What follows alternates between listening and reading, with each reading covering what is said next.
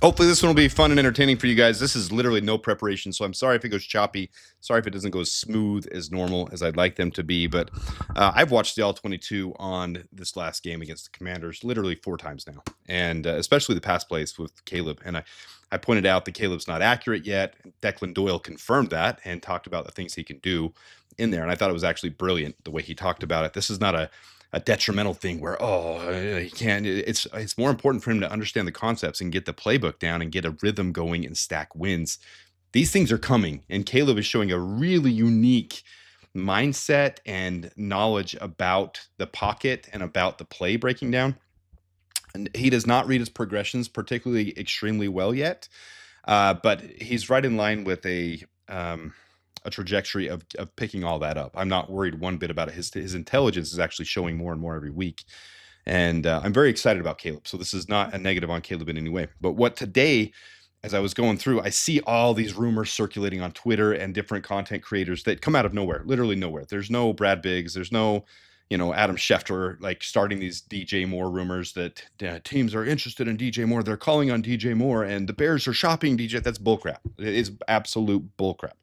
And it annoys me because half of these guys that are making these rumors up, half of these content, they've never played football before, and they could be professional scouts. You see it in the stuff they bring up, and I'm irritated. And I'm sorry, I'm not politically correct. I didn't go to college for a journalism degree. I went for business management. I've owned several businesses. This is my passion and my hobby, and I did play football. I didn't play professional football, so I'm not professing to be Kurt Warner or the quarterback school or anybody that can break down film extremely well.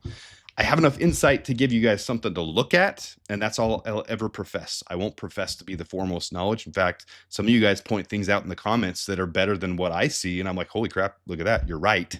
Happened just with this last video where we did a small amount of All-22. Happens all the time. I do not profess to be the foremost knowledge. What I will tell you, and the whole point of this video, man, I just spit that out at 100 miles an hour. I'm not going to do any editing on this one because this is the last minute. DJ Moore and Cole Kmet especially, Olamide Zaccheaus a little bit too, their vets and their value on this team are exponential. As you watch the All-22, as you watch the game, there's a reason that DJ Moore gets double teamed all the time, aside from him having the highest separation rate in the league. Now, I think it's come down since last week. I think he was highest. Now he's like second or third highest. Either way, his separation rate is insane. He's been doing this for almost a decade, less than a decade, 7 years now, 7 or 8 years. I don't remember exactly. I think he was drafted in 17. I'm not positive. Don't hold me to that. But he knows how to work defenses, and he knows how to attract them off of him, and he knows what to do. I'm going to pull up the All-22 on a couple of these. I'm going to break them down first because YouTube has been slapping me with these. You're breaking the rules. You're sharing things you shouldn't share. So we're going to have to pause it a couple times too, and I'm going to break it down with little, stuff in there.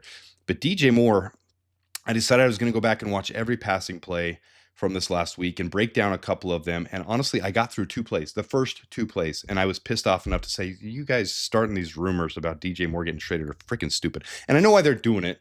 They're doing it because the salary cap is tight next year. And they're saying, well, someone's got to go, Cole Kmet or DJ Moore. I'm not saying in the offseason that can't happen. That could happen. But right now, you've got Caleb Williams, who's struggling with accuracy and trying to get a rhythm and a flow down. Okay? That's what he's trying to do. You've had DJ Moore, who's worked with, he had 1,000-yard seasons with quarterbacks who aren't nearly as talented as Caleb Williams. Not nearly as talented. DJ Moore is a consummate wide receiver 1 professional. And some of you will say, well, we could, trade him for Jeffrey Simmons. I get that. I see the appeal there. But what you're taking away with DJ Moore, you're taking away one of the best separators, one of the best route runners, and one of the best yackers. Yards after catch. You don't take that away from Caleb Williams when he's trying to develop into a quarterback, when he's trying to get his accuracy, when he brings so much value to this team. So, for example, we'll go into play number 1. So this is the very first passing play of the game. Make me smaller. Get me over here. The way they're lined up here, where's my little... All right, here's my little fire thing. Here's DJ Moore. He's just going to go straight down. He's going to do a vertical route, just straight down. You're going to have Cole Kmet come across here, and both these vets are going to attract these 2 guys coming off. You're going to leave Olamide Zaccheaus coming in here and to sit in the flat. Okay, these two are just going to suck these guys over. The safety is going to suck over here too, over here as well. And you're going to have these guys attracting in on Caleb or on DJ Moore and Cole Kmet. That leaves Olamide Zacchaeus with just enough break here of him trying to help contain, because you got the safety coming up. You got these two backing off, and you got Cole Kmet coming over. It's going to leave just enough space for Olamide Zacchaeus to sit right here in the flat. And it works to a T. Here's how it looks after the play develops a little bit. Move me a little bit more. We'll move me up here. Hello. So once this develops, you got DJ Moore up here, and you got Cole Kmet who motioned across and came down. It sucked this guy over, and it sucked him just enough to cover till the safety could come up to him. That leaves Olamide Zacchaeus in the flat. Now, Caleb thought Olamide was going to go a little bit farther. I think Olamide sat in the perfect spot. Caleb's going to throw it, almost miss him. Olamide ends up catching it, and it ends up being a fantastic play. So we'll bring this up to the top. And I have to pause it a few times, so I apologize, just so they don't snag me with, hey, you broke the rules. So Cole's gonna motion down this way. Push play again, snap, and they take off, and you can see this defender has to come over here and help with Cole. He's gonna he gets sucked in just enough, and then he's gonna have to cover here to pick up DJ Moore. That's gonna leave the flat right here open. Caleb's got that Michael Jordan stance, even when he's trying to plant his back foot. He needs to plant a little bit harder too, but we are where we are. Hit play, and boop, right there. You see everything's opened up here for him. It's just, these guys are your distractors at this point in the year. No, they're not getting all the targets. No, they're not getting 1,000-yard season at this pace, but Cole Kmet and DJ Moore have been the primary reason defenses have sucked in on these guys. Now he had the drop off here open, the out for the play, but it was right here. It was available. So he took it, and he's going to catch it and end of play. We'll fast forward through. You don't need the end zone view. Well, actually, if you guys want to see the catch, we'll just go like this. So here's Olamide where he's sitting right here. Caleb's going to throw it about right here. He thought Olamide was going to sit a little bit farther, I think. Either way, ended up working out because Olamide did a great job with his hands. I know that wasn't common for this game, but boop, and done. Boom. We go to the next play. All right, so here's the next play. We're going to hide this for a second. We're going to go down to here. I'm going to show you the next play. All right, so this one is DJ Moore lined up in the backfield as a running back, essentially. And he's going to take a fake handoff. It's going to be play action. And then Caleb Williams is going to roll out over here. What you got is defender sucking down. You got these two guys pulling here. And that's going to attract the linebackers this way. And you got Olamide Zacchaeus breaking straight up. And you're going to have Luther Burden hit, do a little shimmy, and go out to the sideline. And it does just enough with all this distraction to be able to leave Olamide. Actually, Colston Loveland's going to be open in the flat over here too. After he breaks off this defender, he's going to come over here. He's going to be open as well. And the linebacker here is going to have to decide who to cover. And he's ultimately going to have Colston Loveland, and it's going to end up working out well for Luther Burden to be on the outside. But it's all this Ben Johnson creativity and taking DJ Moore and his value, because he has handed the ball off to him, I don't know, 3-5 times this year. I can't remember the exact amount, but he's handed the ball off enough times that all these guys are going to suck down on that. And if you look, I think a couple of these guys are actually far enough downfield. That could have been Theo's the only one I think that's far enough. Maybe it's close enough. I don't know. Maybe I'm being too hard.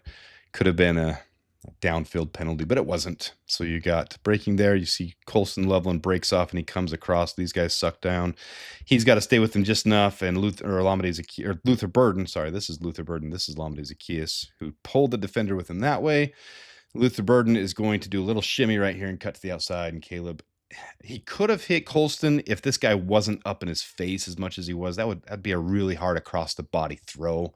Let me just get to it and I'll show it to you. So here's the play. Again, I have to pause it a couple times. So that's the first play. What are we doing here? My bad, guys. Here's the correct play. Boom. There's the handoff. Fake handoff. So there's the fake handoff. You got Colston Loveland here. You got Olamide Zacchaeus wrecking down. You're gonna have Luther Burden do a little shimmy here, but because DJ sucked this guy and this guy over, it's gonna leave less guys available over here to cover the top. That's gonna be the best one right there. Colston, I think, could have been the primary target there, but you're going to see he's going to be covered fairly well here. Right there, you got 94 even dropping a little bit. And by the time this defender's in his face, that's a hard throw to make to Colston. So Luther Burden does a good job of just doing a little shimmy and getting to the outside and picking the small pickup. So boom, right there. I actually want to bring it back just a frame or two to see his little shimmy. Boom. Handoff. Again, I got to pause it just so YouTube doesn't get mad at me. You can see Colston Loveland breaking. Doom and catch. All right, nothing special to it, honestly. Here's the end zone view. Fake handoff, boom. Here comes Colston across the flat. And he's actually pretty open, but these guys dropping right here. It makes it a hard across the body throw. I think Caleb could have made that throw, but it's a hard throw. He made the right decision in just taking the easy pass. That's a hard one to make. He's made those ones before. Sorry, he just doesn't have the view of showing Luther, but there's Luther. Picks up, I don't know, 4 or 5 yards on that one. Not bad. Not bad. All right. So anyways, this is impromptu. This is my little rant on this one. That dude right there is not going anywhere. I'll bank money on it. I will bank money on it. The DJ Moore is not going anywhere. He's too valuable for Caleb, who has inaccuracy problems right now, who's trying to get a flow for this offense, and who needs to stack wins. You stack wins by having someone this valuable, someone that can attract the defense away from him, that has a significant separation rate, and that himself is reliable when the ball is thrown to him, who is being used out of the backfield right now a little bit too. So if 100%, the odds of trading DJ Moore away would be, 1,000, 10,000, whatever odds are, 100,000 to 1. It's not happening, but hopefully this gives a little bit of insight. I seriously went through 2 plays and I got so pissed off. I'm like, those guys who are claiming that DJ Moore could get traded have zero freaking clue. They don't have football background. Yeah, I'm probably starting a fight right now. That's fine. I'm not the politically correct guy. I try to be nice and peaceable. There's, ones that I get along with, but DJ's not going anywhere. Let me know your guys' thoughts in the comment though.